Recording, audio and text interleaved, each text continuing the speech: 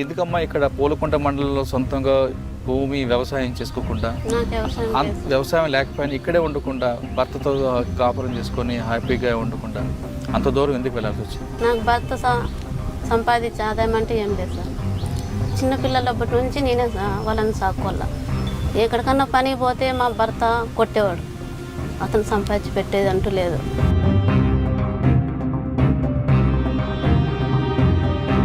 అంటే అక్కడ వెళ్ళమని మరి మీ భర్త చెప్పారా? ఆమె చెప్పారా? నేనే పోయినాను సార్. మా భర్త టార్చర్ అవుతా అంటే ఇక్కడ ఉండి ఇది ఒకటి అది ఒకటి ఎందుకు గొడవ పడేది ఎందుకు. అంటే ఏం పని మీద వెళ్ళావమ్మా? ఇంటి పని కోసమనే వెళ్ళినాను సార్. నిద్ర లేపినారు. నిద్ర లేపి అనంతపురం జిల్లా కదిరి మీది. ఎందుకమ్మా అంత దూరం వెళ్ళాల్సి వచ్చింది? ఇక్కడ మీకు అన్ని సదుపాయాలు ఉన్నాయి కదా. ఇద్దరు ఆడపిల్లలకి పెళ్లి చేసినాను. 2 లక్షల అప్పు ఉంటే అది తీర్చేస్తాం బాగుంటుంది కదా అని.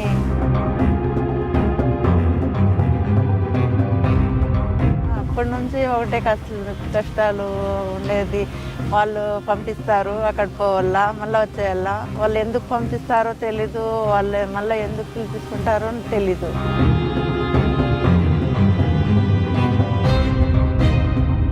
కుక్కలు కూడా తిన్నారు అన్నము, అయినా అన్నంకి కొట్లాడుకుంటారు.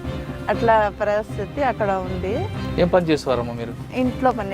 ఇంట్లో పని చేసే పని 2-3 పదితూర్లైనా కడిగిస్తారు.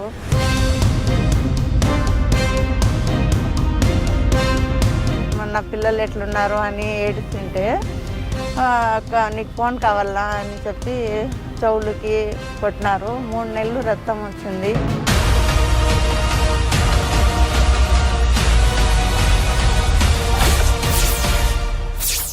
Welcome to crime victims.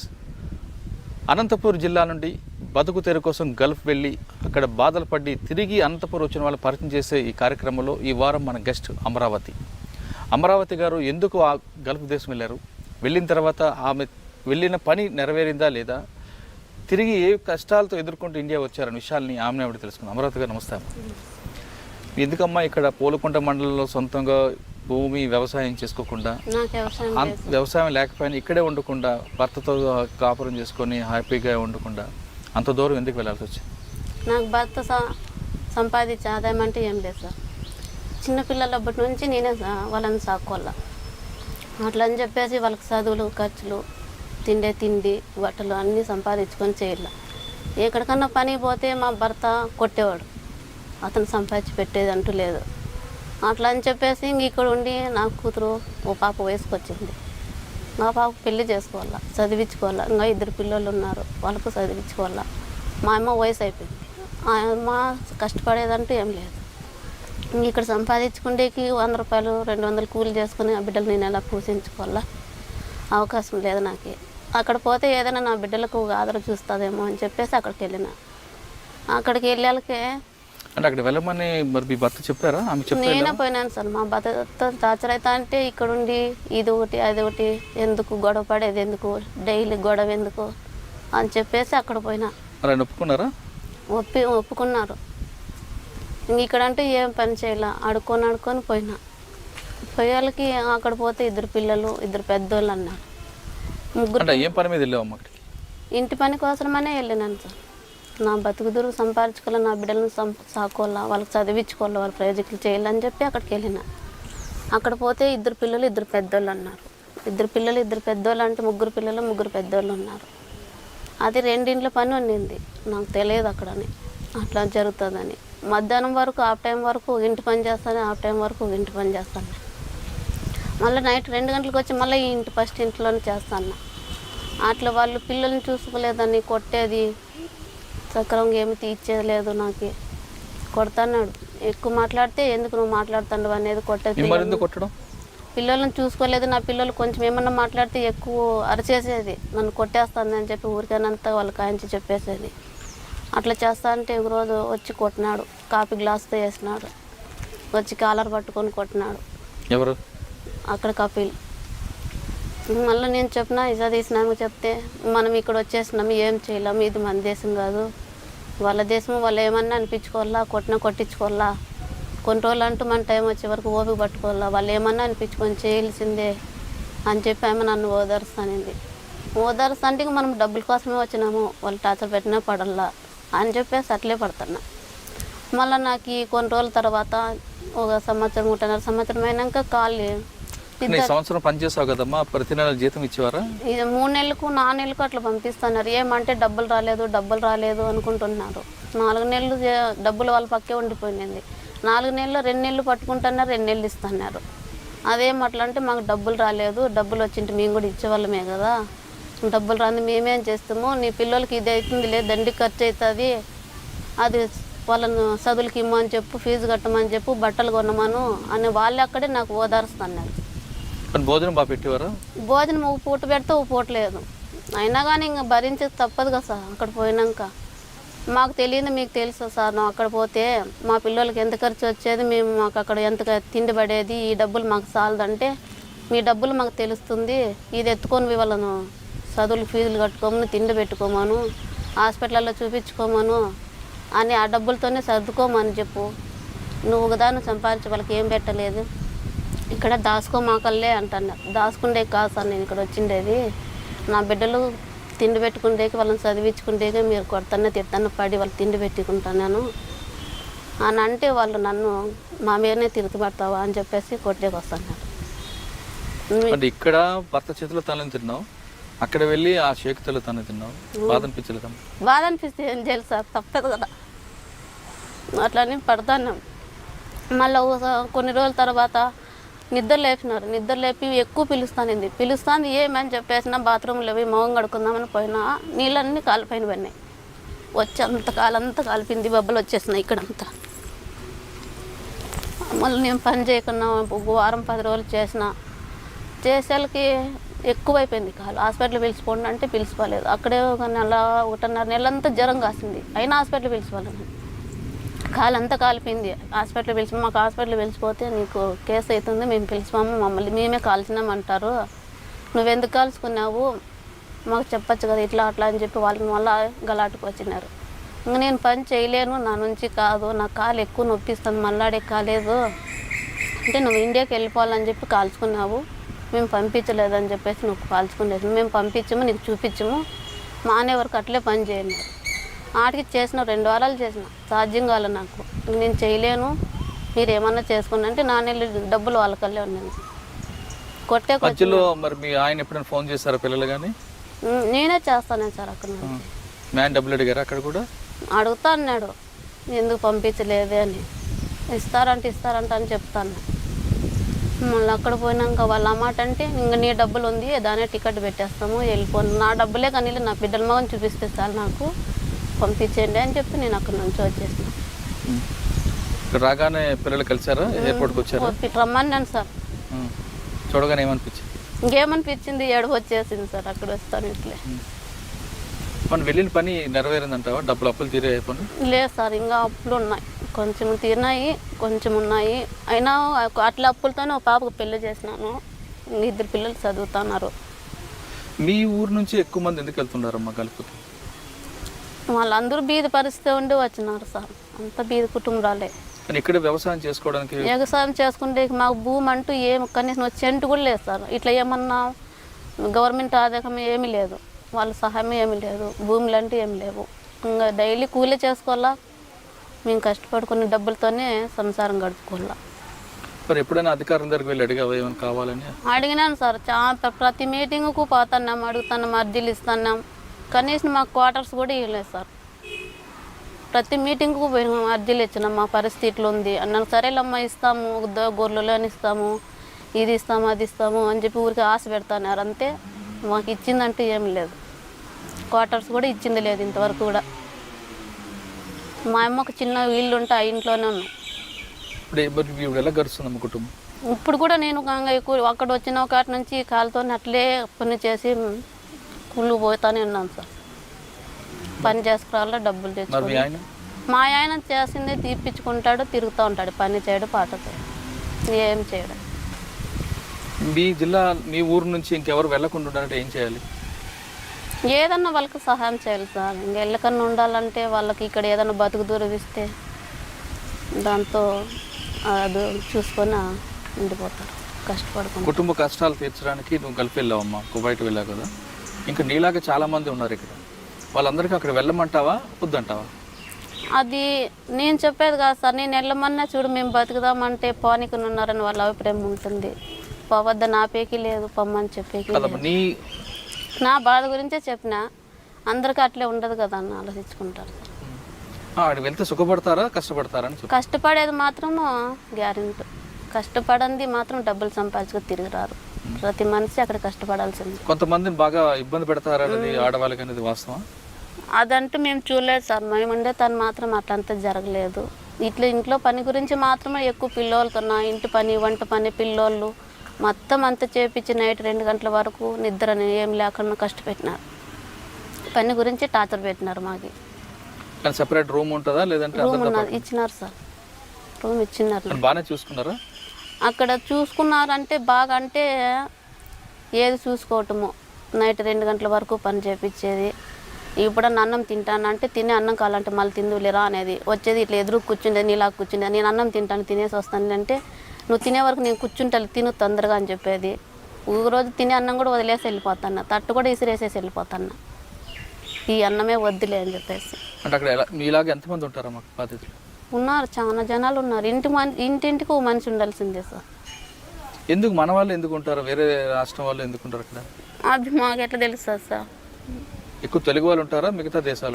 మిగతా దేశాలు ఉన్నారు, ఫిలిపిన్ వాళ్ళు ఉన్నారు, బంగ్లాదేశ్ వాళ్ళు ఉన్నారు, శ్రీలంక వాళ్ళు ఉన్నారు, అక్కడ అమెరికా వాళ్ళు ఉన్నారు, చాలా దేశం వాళ్ళు ఉన్నారు. మన అనంతపురం జిల్లా నుంచి లేదంటే పూలకుంట మండలం నుంచి ఇక ఎవరు వెళ్లకుండా ఉండాలంటే ప్రభుత్వం నుంచి ఎలాంటి సహకారం కావాలి? ఎలాంటి సహకారం కావాలంటే వాళ్ళకి ఏదైనా ఏ సహాయం చేసినా కానీ తీసుకుంటారు. అంటే లోన్లు ఇప్పించాలంటావా లేదంటే బోర్లు వేయించాలంటావా, ఏం కావాలంటావా? భూములు ఉండలకు బోర్లు వేయించుకుంటారు. దానివల్ల ఇప్పుడు వర్షాలు వచ్చి నీళ్ళు పడిందంతా పంటలు తీసేది అంటూ ఏం లేదు. ఏదన్నా జీవాలు పెట్టుకోవాలన్నా దానికి వర్షం లేదు, గడ్డి లేక నీళ్లు లేక అది బాధపడుతున్నారు. ప్రభుత్వం నుంచి మీకు ఎలాంటి సహకారం కావాలి? ఇలాంటి సహకారం కావాలంటే దానికి ఇంకేమన్నా అంగడి అట్లాంటివి ఏమన్నా వేసుకుంటే.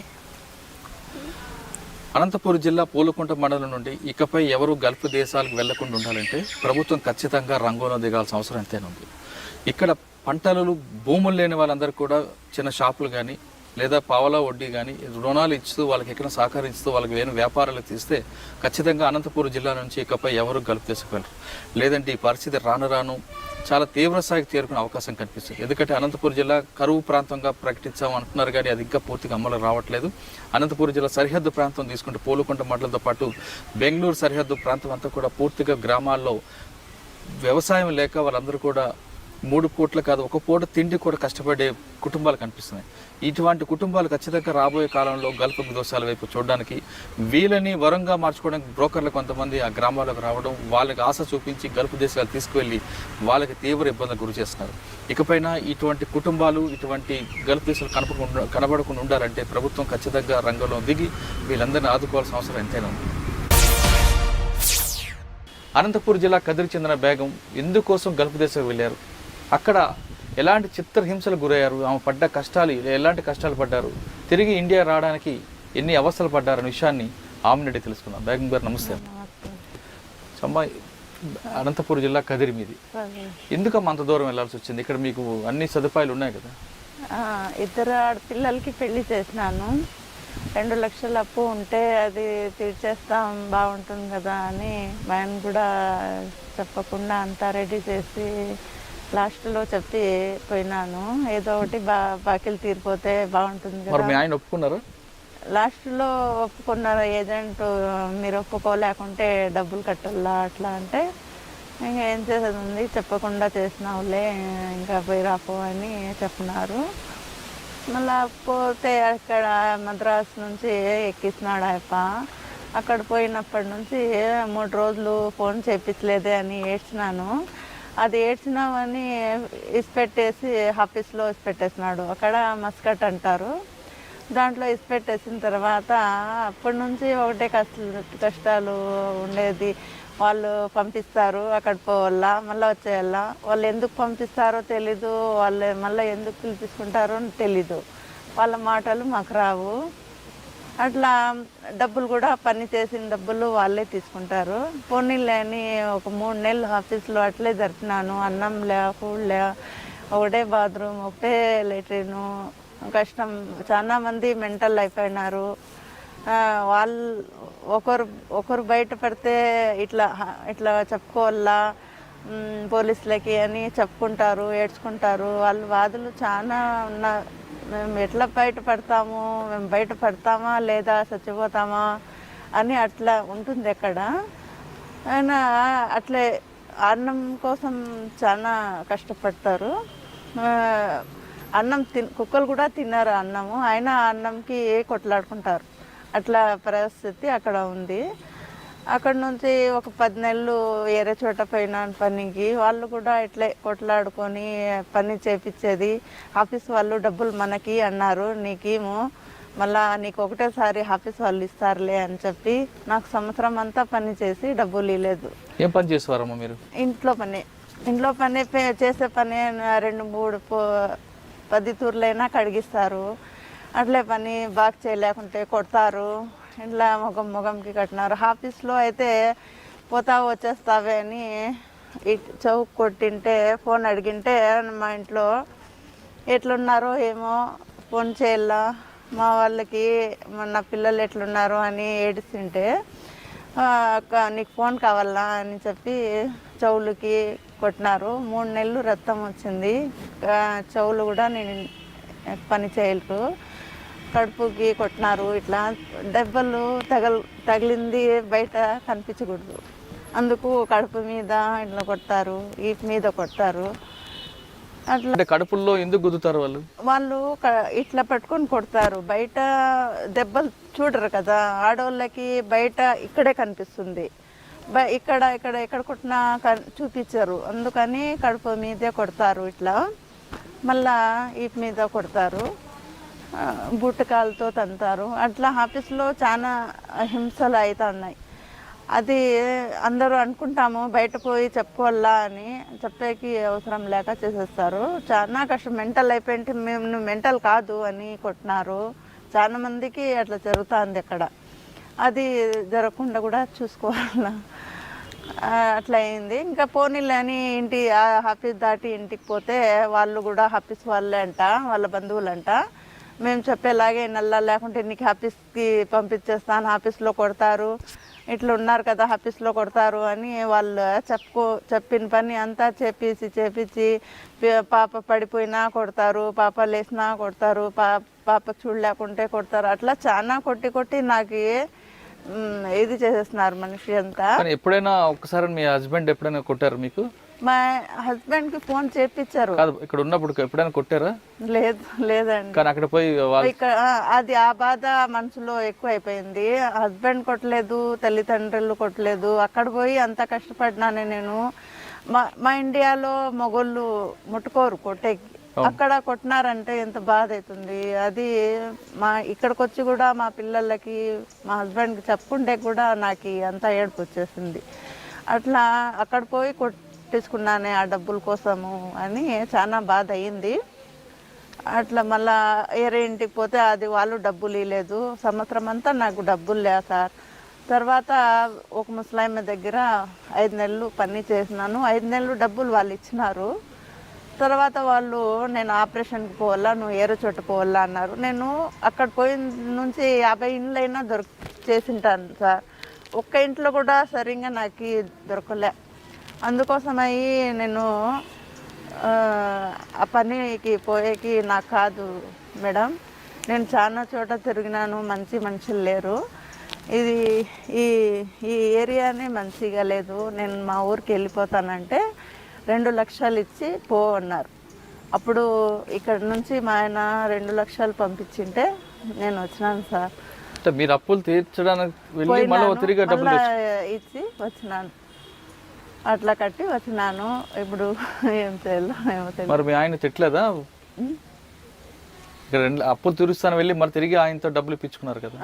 సార్ ఏం తిట్టలేదు సార్, నువ్వు వచ్చేసినావు సార్లే మనిషి. ఎందుకు 2 లక్షల రూపాయలు ఎందుకు కట్టాల్సి వచ్చింది? ఏం సార్ వాళ్ళు మేము ఆఫీస్లో 4 లక్షలకి కొన్నాము, నువ్వు 5 నెలలు పని చేసి వెళ్ళిపోతే మాకు ఆ డబ్బులు ఎవరు ఇస్తారు, అందుకు నువ్వు ఏరే చోట పో మళ్ళీ డబ్బులు వసూలు చేసుకుంటామంటే నేను ఇప్పటికే 1 సంవత్సరం అంతా దెబ్బలు తిని బాగా ఇది అయిపోయినాను మేడం. మీరేమో మంచి వాళ్ళు కనిపిస్తాను, మీ ఇంతమందికి చూసినాను ఒక్కరు కూడా మంచి వాళ్ళు లేరు, మీకు చూసినాను మీరు ఏదో ఒకటి హెల్ప్ చేసి డబ్బులు కూడా పంపిస్తాను నేను, మీరు పంపించేయండి అని నేను చెప్తే వాళ్ళు చేసినారు సార్. వాళ్ళు 10 నెలలు పని ఉండే చోట పని సరిగ్గా చేయలేదని నాకు నీళ్ళలో తోసేస్తున్నారు సార్, ఇది తునిపోయింది. వాళ్ళే 3 నెలలు కట్టినారు, 3 నెలలు ఉంది కట్టు. మా ఆయనకి ఫోటో అయినా పంపించండి అంటే పోలీస్ రిపోర్ట్ ఇస్తారు అని వాళ్ళు చేయలేదు సార్. అట్లా 3 నెలలు ఈ చేత్తోనే పని చేస్తున్నాను, అట్లా కష్టపడినాను సార్. మరి మీ బ్రోకర్ని అడిగారా? బ్రోకర్ అడిగారా? నువ్వు 1,50,000 ఇచ్చినాడు సార్, మేము 50,000 మళ్ళీ వేసుకొని మనం పిలిపించుకున్నాం. అందుకని ఇల్వాల్ కారు ఇంకా 2 లక్షల అప్పు అట్లే ఉంది సార్. ఏం చేయాలి మరి? అప్పు ఎలా తీరుస్తావు మరి? ఏం చేయలేదు సార్, ఏదో ఒకటి దారి చూపిస్తానంటే ఏమవుతుంది, మీరైనా ఒకటి దారి చూపించండి. ఇప్పుడు చాలా మంది ఇక్కడ నుంచి వెళ్తుంటారు కదమ్మా, వాళ్ళకి అందరూ వెళ్ళమంటావా వద్దంటావా? సార్ వాళ్ళు ఏజెంట్కి మాట్లాడుకొని పోవాలా సార్, పోతే ఒకటే చోట ఉండల్లా, మళ్ళా మీకు నచ్చలేకుంటే రిటర్న్ టికెట్ ఇచ్చేసి పంపించేయాల, అట్లా అయితే పోవచ్చు సార్. ఈ ఆఫీస్ గోలకి పోకూడదు సార్. వాళ్ళు 3 రోజులు ఇంకా మనుషులు కనిపించరని ఏడుస్తారు కదా, ఆ ఏడుపుకే వాళ్ళు పోయి ఆఫీస్లో వేసి పెట్టేస్తే వాళ్ళు ఎంత కష్టపడతారు ఆఫీస్లో వాళ్ళకే తెలుస్తుంది. బయట కూడా చెప్పకూడదు, మళ్ళీ వచ్చి మేము బయట ఇట్లా జరిగింది ఆఫీస్లో అని కూడా చెప్పే కాదు, అట్లా సతాయిస్తారు. అక్కడ ఏం చేస్తారు మా ఆఫీస్లో? అదే ఒక జైలు లాగా రూమ్లో వేసేస్తారు, రోజు సాయంత్రం పూట పిలుచుకొని పోతారు ఇంకో ఆఫీస్కి, అక్కడ చూపిస్తారు మా ఏజెంట్లకి రేట్ల వేసి అమ్మేది. అట్లా 5 లక్షల వరకు పోతుంది సార్ అక్కడ రేటు మన పైన వాళ్ళకి. అట్లా రేట్ ఎక్కిస్తారు, పంపిస్తారు. వాళ్ళకి పోయిన తర్వాత 3 రోజులకి 4 రోజులకి మన పని నచ్చలేకుంటే మళ్ళీ వచ్చి అక్కడ వేసి పెట్టేస్తారు. వాళ్ళకి లాస్ అవుతుంది అని వాళ్ళు మళ్ళీ మాకు కొడతారు సార్, నువ్వు పోయినా వచ్చేసినావు వాళ్ళకి నచ్చలేదే అని చెప్పి వాళ్ళే కొట్టేది. మాకు ఎందుకు పంపిస్తారో తెలీదు, ఎన్ని రోజులకి పంపిస్తారో మాకు అర్థం కాదు. వాళ్ళు మాట్లాడుకుంటారు, పంపిస్తారు, మాకు అట్లా కష్టాలు. చాలా ఏడ్చినాను సార్, ఏడ్చి కళ్ళు కూడా కనిపించవు, ఇవి అన్నీ వీక్నెస్ అయిపోయినాయి. ఇంకా అద్దాలు పెట్టుకుంటేనే చూడొచ్చు, లేకుంటే చూసే కూడా అట్లా అయిపోయింది సార్. గల్ఫ్ దేశం వెళ్తే మన బతుకులు పశువుల కన్నా హీనం అంటున్నారు బేగం. మనల్ని పశువుల కన్నా దారుణంగా వాళ్ళు ఆఫీసుల్లో అమ్మేస్తారు, కాబట్టి అక్కడ ఎవరు పోవద్దు, ఇక్కడే ఉండి కష్టపడండి, అప్పులు తీర్చుకోండి అంటే బేగం చెప్తున్నారు. కూతురు పెళ్లి కోసం చేసిన అప్పు తీర్చడానికి వెళ్ళిన బేగం అప్పులు తీర్చలే సరికదా, తిరిగి మరో 2 లక్షల రూపాయలు కడితే కానీ అక్కడి నుంచి రాని పరిస్థితి ఏర్పడింది. ఇలాంటి పరిస్థితులు ఎవరు పగవారికి కూడా రాకూడదని బేగం కోరుతున్నారు. ఇకపైనా సరే ప్రభుత్వాలు మేలుకొని కరువు ప్రాంతాల నుంచి వెళ్తున్న వలస వాళ్ళని ఆపాల్సిన పరిస్థితి ఎంతైనా ఉంది, లేదంటే వలసలకు కేరాఫ్ అడ్రస్గా అనంతపూర్ జిల్లా మారే పరిస్థితి కనిపిస్తుంది. ఇది వారం బేగంతో ఎక్సలెంట్ ఇంటర్వ్యూ. వచ్చే వారం మరో గెస్ట్తో మళ్ళీ కలుద్దాం. అంతవరకు నమస్కారం. మీరు చూస్తున్నారు ఐ డ్రీమ్ న్యూస్ని. మీరు చూస్తున్నది ఐ డ్రీమ్ న్యూస్. అంటే కళలని నిజం చేస్తూ ప్రజలకి నిజాలని కళల ద్వారా తీసుకొచ్చే ఐ డ్రీమ్కి మై బెస్ట్ విషెస్. మీరు చూస్తున్నది ఐ డ్రీమ్ న్యూస్. మీరు చూస్తున్నారు I dream channel. For more videos please subscribe I dream. మరిన్ని వీడియోల కోసం ఐ డ్రీమ్ని సబ్స్క్రైబ్ చేయండి. Please subscribe I dream. And I'm very much satisfied with the way interview went on. Kindly subscribe to I Dream. For more videos, subscribe to iDream. And loads of fun entertainment and content. Do watch I Dream.